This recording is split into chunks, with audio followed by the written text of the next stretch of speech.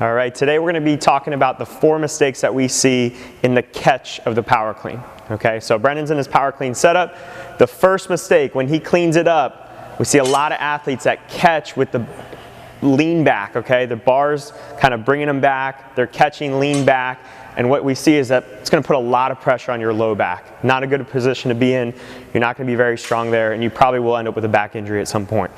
Number 2, second mistake that we see is that when the athletes catch, their weight shifts forward, okay? They catch on their toes, the knees drive forward, really bad position for your knees and ankles, okay? If you're catching like this, you might need to work on your ankle mobility a little bit, but first cue is to just get your weight back, all right? Mistake number 3 we see is that athletes try to catch the bar in their hands instead of letting that bar land onto their shoulders, okay? So when you go for those heavier weights, you really want to be able to absorb the weight on the shoulders and through the hips versus catching it in the hands where you're going to feel a lot of wrist pain, pain in your hands, trying to catch some heavier weights there. And then number 4, common mistake we see is doing a muscle clean instead of a power clean. So we're going to first show you what a muscle clean actually is. Basically, it's a clean where once the legs extend, they just stay extended. So the knees lock out aggressively and stay there.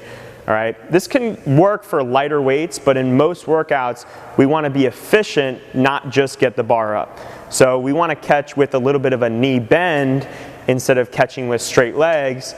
And even if that weight's lighter for you, that's going to be efficient over multiple reps. So we talked about some of the common mistakes, and now we're going to talk about how to fix them, okay? So we're going to focus on mainly the upper body, okay, the elbows first. So when Brendon cleans that weight up, it's very important that we have fast elbows, all right? You'll hear us say that a lot as coaches.